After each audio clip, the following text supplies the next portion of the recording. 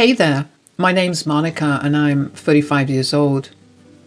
I just got the best revenge on my superficial ex-husband, and I thought that I'd come on here and share my story with anyone who'd want to listen. Just for some background, I met Zach through a work colleague of mine when I was around 24. At this time, I was struggling a lot because I had just moved to an entirely different state for work. I was away from home and my family and friends. As a result, I barely ate or slept, which made me lose a lot of weight. Now, I wasn't unattractive in any way, but the weight loss seemed to have made me appear even more attractive because suddenly I was turning heads wherever I went. And that only made me feel worse because it made me feel like I had been ugly before.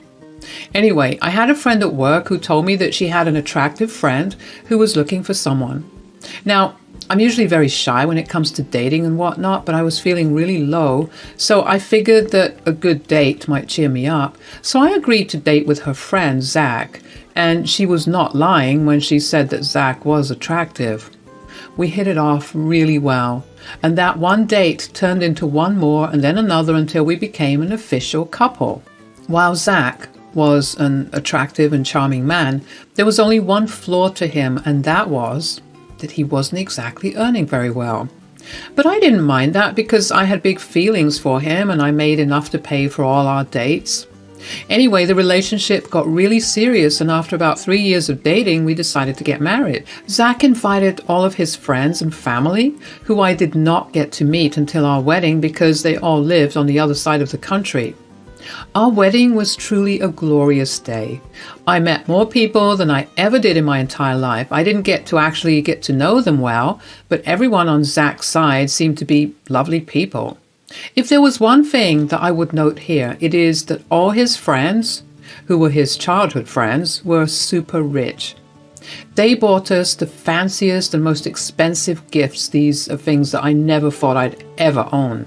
Anyway, life after marriage was pretty good for me.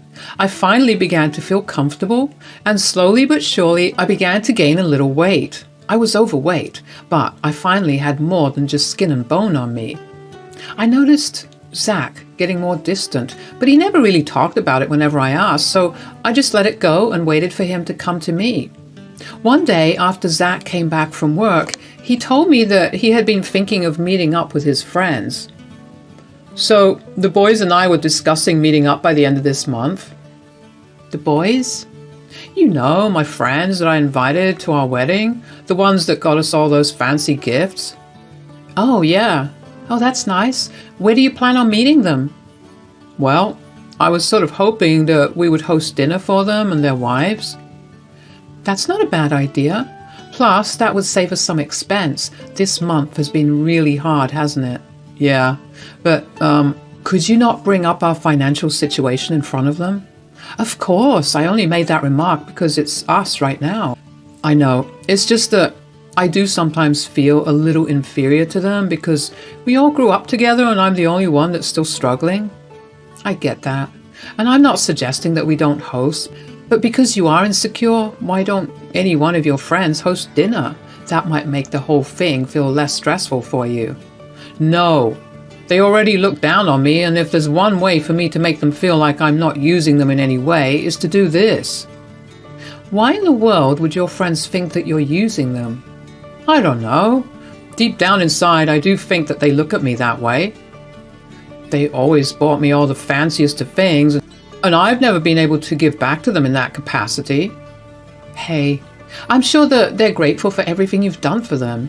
If you've stayed for so long, I'm sure that they see what you contribute to the friendship and they're appreciative of it. Yeah, you're right, but still, we'll need to deep clean the house and only bring out our finest of things. You leave that up to me, sweetie. I know how to host a good dinner and make it seem like we're better off than we are. Thanks so much for understanding. Hey, if not me, then who'd be there by your side always? Even though I didn't actually get to spend time with his friends before, I was excited to meet them and get to know them better. Since we were hosting dinner, I figured that I might as well go all out. I cooked a buffet with every kind of protein available. I spruced up our apartment and tried to make it look as homely and lived in as possible. I even bought some extra furniture and paintings from the local thrift store to amplify the ambience of our home. Zach appreciated the effort, and I was just glad to be able to help him. When his friends came over, they were all so lovely and nice. I could tell that they came from wealth, but they never once flaunted it in our faces. They seemed like genuinely nice people, and throughout the night I felt like I had made friends with them too. While everything was going well, I couldn't help but notice how Zach had gotten quiet about half an hour into dinner. I tried to pull him aside and talk, but he refused to. Finally, after his friends left, I sat down next to him and asked him what was wrong. "Is something wrong?" "No." "Are you sure? Because you're suddenly really quiet." "It's nothing." "Oh, come on, I'm your wife. Tell me what's bothering you." "You'll just end up taking it the wrong way." "Oh, well, I'll try my best to keep my emotions to myself, so why don't you just open up to me?" "It's just that I'm a little embarrassed in front of my friends." "What? Why? You seemed to be having a good time the last time they were over." "Yeah, but then I realized something mid-dinner, and I guess I haven't been able to stop thinking about it." "What was it?" "I just realized that all of my friends have such pretty wives, and I have, well, you."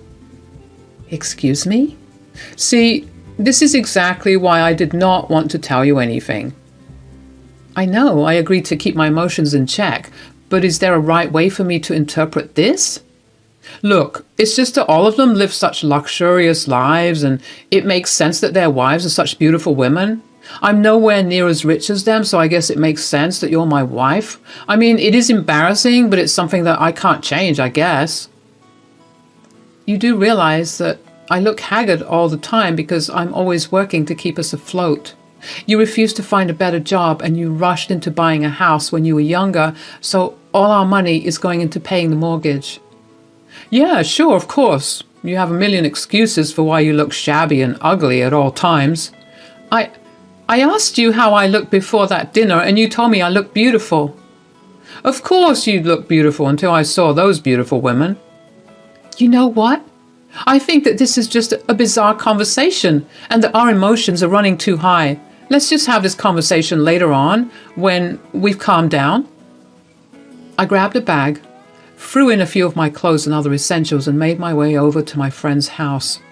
I managed to hold in my tears until I got to her house, but as soon as my car was parked in her driveway, the tears poured down. I couldn't believe the way that Zach saw me. I worked so hard for both of us. I gave him everything he ever wanted, and never minded when he never thanked me for it or never returned the same affection. I loved him so much, and he just saw me as some ugly creature he could not show off like some prized trophy.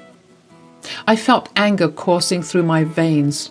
I wanted nothing more than to turn around and head back home to give Zach a piece of my mind. But I knew that it would lead to nowhere. So I went to my friend's place, where she welcomed me with open arms and provided me with a shoulder to cry on. I stayed with her for around a week before I finally headed home. I figured I had cooled down, and I had given Zach enough time to cool down as well. When I got back home, Zach was watching TV in the living room. He did not acknowledge me at all, so I started the conversation. "Are you ready to talk right now?" "Actually, yes." "Great. Have you had a change of heart since our last conversation?" "I have." "Okay, and? Are you going to apologize?" "Why should I apologize?"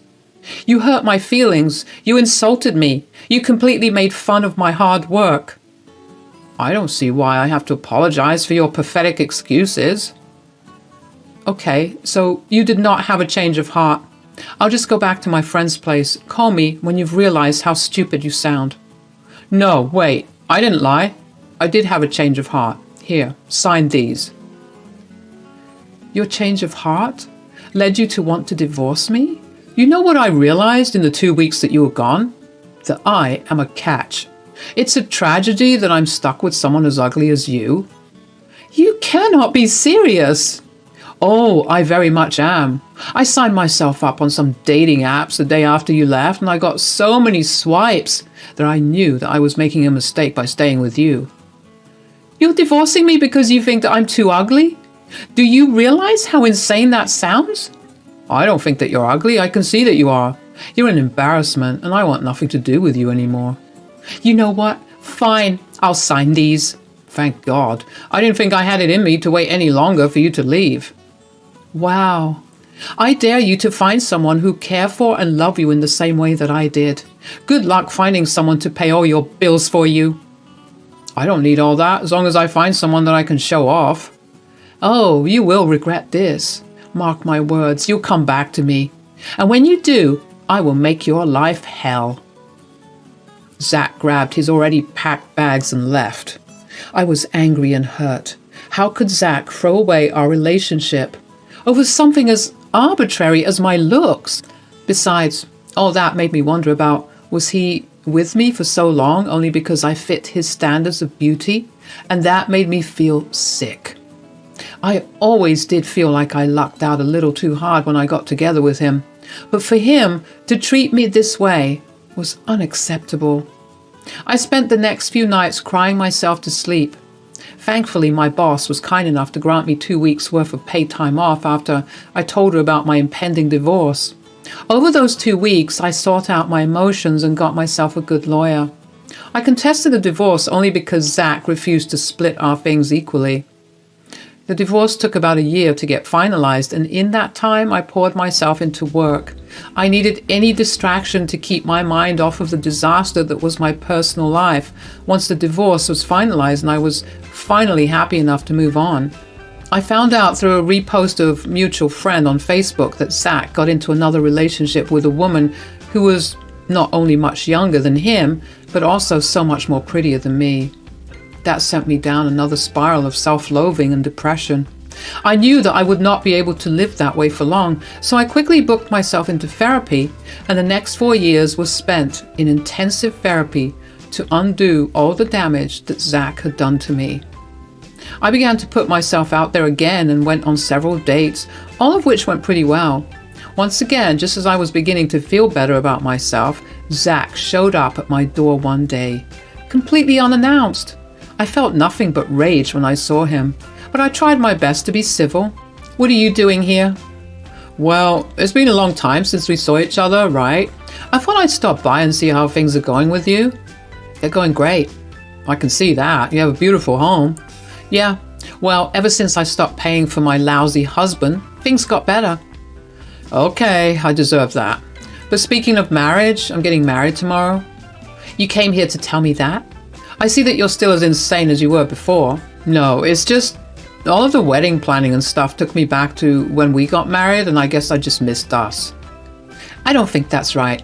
How could you possibly miss someone as ugly as me? Look, I know that we ended on really bad terms, but I was talking to my friends during my bachelor party, and I guess I was way too superficial back then. You guess? Fine, I was. I was so focused on how all my friends had these gorgeous women that I never thought about how they had real loving and affectionate relationships with them. They had healthy and equal relationships. I did not do that with you. Yay, it only took you 5 years to realize that you were a complete and utter douchebag. I get why you're being cold right now. I mean, while talking to my friends, they told me how lucky they thought I was when I married you because you were the total package. You had the looks and you had a good job and a great personality. I guess I just got so used to you that I stopped seeing it. I let my insecurities get the best of me, and I'm not proud of that. I really am very sorry for the way that things ended. Well, I don't know what you thought you would accomplish by coming here and telling me all this. I appreciate the apology, but that doesn't mean anything now. I know, in the past few weeks, I guess I realized that the worst thing I ever did was letting you go. You were and still are the best thing that happened to me.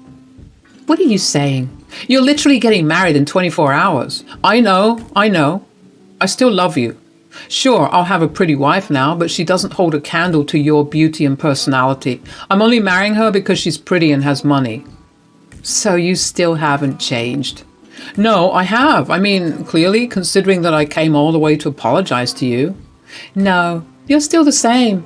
You only came here because of something your friends said. You're marrying a woman for the same reasons that you married me. I would even be surprised if, in another 5 years, you'll leave her for the same reasons you left me. That's not true. I do love her. Just not in the same way or in the same amount that I loved you. You're disgusting. Leave me alone. I couldn't believe the audacity that Zach had to show up at my door 5 years after he left me for another woman. And all to try and woo me again. On the day before his wedding, I was disgusted. You know, with the path I had been on before he showed up again, I was beginning to make peace with what had happened, but seeing him again after all those years and seeing that he was still every bit the despicable man he was when I left him, made me want to get even. I wanted him to feel the same pain of abandonment and betrayal I felt on the day that he left me. So I did what any other logical person would have done. I have those Ring security cameras at the doorbell. They record everything that happens outside my door. That meant that it recorded Zach's entire confession to me. Now, when I went to look at the footage, I saw that Zach was only partially in the frame, but that didn't matter. His voice was still very audible and recognizable. I then went through Zach's social media and found his fiancée, Cassandra. I messaged her and informed her of what Zach had done. She responded a few hours later and she did not seem to believe me, so I sent her the video of what Zach had done. The only response I got from her after that was a thank you. I felt pretty good about myself after that, not only because I was sure that I had ruined Zach's relationship, but also because I knew that I was saving another woman from the same fate I had.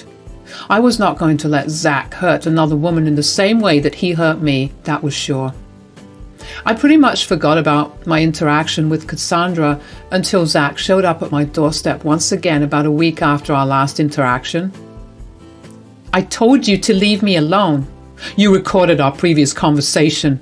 Oh, how do you know? My fiancé played that audio in front of everyone, including my boss, while we were at the altar. Oh, wow. That is a great response to finding out that you were cheating. I did not cheat. I would think that you telling me that you're still in love with me a day before you got married to be cheating. Who do you think you are? You had no right to meddle in my relationship that way. Last time I checked, you were trying to get back to me. You were egotistical enough to think that I was begging to be in a relationship with you when I had the most gorgeous woman on the planet willing to become my wife. Whoa, I don't think I was being egotistical. I only sent your beautiful fiancé the recording of our last conversation and nothing else. She interpreted it as you cheating, and I'm sticking with the narrative as well. Ugh, you've ruined my life. Now you have to fix it. Fix it? How do you suppose I do that? You either tell my fiancé that the recording was a fake, or you take me back. Ha, Zach, I have absolutely no reason to do any of that. You make bad decisions, and when they come back to bite you, you can't blame the consequences on someone else. Don't try to act smart with me. You need to own up to what you did and fix it. I don't have any reason to. You can go ahead and figure out your life from here on. Just make sure to never, and I mean never, contact me again, or I will ruin your life yet again. You messed with me once before, and now you'll forever live to pay the price if you keep trying to get back into my life. Bye. Nothing felt better than putting Zach in his place. He had finally learned his lesson, and he was going to suffer even more than what I had gone through when he left me. If there was one thing I knew about his family, it was that they were very, very against cheating of any kind. I just knew that the second Cassandra played that recording in front of everyone, Zach lost his reputation. I can also vouch for that because just a few days after Zach called me, his mother called me to apologize for her son's bad behavior. She apologized for never reaching out because it turns out Zach had been spreading lies about me being superficial and controlling. She asked me if there was any way that she could make it up to me, but truth be told, I didn't want anything from her or her family. While she was a nice lady, I didn't want to have any ties to Zach. I politely thanked her for reaching out to me, and she told me that she had disowned Zach entirely. Something else that she told me was that Zach's colleagues and his boss had been present at that wedding, and after seeing all that happened, Zach's colleagues began to distance themselves from him. His boss was not thrilled with Zach, and suddenly Zach was the black sheep in the company. People were constantly whispering behind his back, and eventually he couldn't take it, so he quit. Apart from that, the rich friends that he loved to listen to were so disgusted by his actions that not only did they give him a good talking to, but they also left him. They told him that they did not want to be associated with a man who was so superficial and unappreciative. They also called me to apologize for the way things went, and I told them it was all okay. So as far as I can tell, Zach has no job, no family, no friends. I couldn't be happier about it. I know that makes me sound cold and ruthless, but that was something Zach should have thought about before making me feel bad about who I was and severely underappreciating the role I played in his life. All of this happened a few months ago, and things only recently died down. Of course, Zach did not listen to me and kept harassing me over text, but I just blocked him and moved on. I'm in a much happier and better place. I don't want to let any of the past negativity affect me in any way. I'm only looking forward to better and more positive experiences, and nothing can bring me down. Cheers.